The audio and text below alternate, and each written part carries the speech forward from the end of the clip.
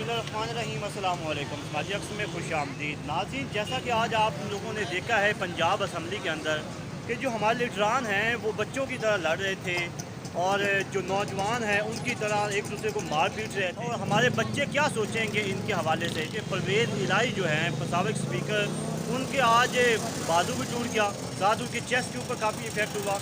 तो ये जो चीज़ें हैं, ये जो चीज़ें आजकल हमें देखने को मिल रही हैं, इस पर हम बात करने जा रहे हैं कि क्या ये सही हो रहा है पाकिस्तान के अंदर या ये सब अपने लिए ही कर रहे हैं। तो नाज़रीन, कुछ लोग यहाँ पर मौजूद हैं, उनसे बात करते हैं, वो क्या कहते हैं। क्या लगता है कि जैसे आज परवेज़ इलाही के बाजू तोड़ दिया गया, इसके अलावा उसके चेस्ट के ऊपर यानी कि उसके सीने के ऊपर काफ़ी मसला हुआ और ऑक्सीजन लगा के गए, क्या ये पंजाब असम्बली के अंदर या कोई भी असम्बली है उसके अंदर ये करना ठीक है? क्या नस्ल को ये पैगाम जा रहा है? बड़ी जाति बड़ा गलत काम है, गैर कानूनी, गैर असूली है, गैर म्यारी है, साढ़े मुल्क की बदनामी है, सानू घाटा है, शर्मिंदगी इन्नी वड्डी है कि वड्डे बह के काम कर दे ये मुल्क तो कंट्रोल नहीं करना की कर सकता अल्लाह वा शर्मिंदगी तो की कर सकता। दुनिया देखती है ये बुरा काम करता गलत काम कर बिल्कुल। तुसी ये समझो ना पाकिस्तान का जिमें पाकिस्तान का की होते इफेक्ट जा रहे हो या की सोच रहे होंगे दूसरे मुल्कों ने वो कहने के नकम्मे बंदे जो सोच के नकम्मे बंदे घट गए और अगर पहले भी कहने सानू अज नवी गल थोड़ी इन्होंने साडा म्यार ने खराब किया वड्डियां नहीं। थानू की लगता है इन्होंने जिन्हें भी हैं पंजाब असम्बली सारे ही है PTI वाले सी सारी जमातां सी नानू ये वोट के हकदार है या नहीं हकदार? इन्होंने वोट की देना चाहिए, इन्हें वोट वाला काम करा किया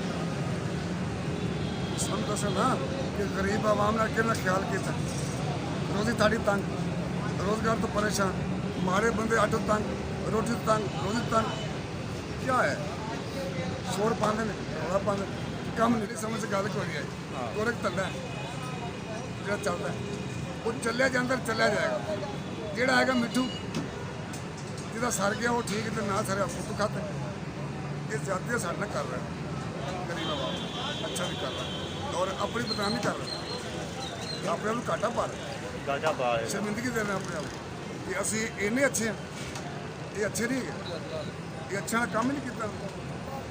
अपने असूल से आओ, जो तरीकेदार अपनाओ, अपना के काम करो। बिल्कुल, ये बहुत शुक्रिया तुहाडा।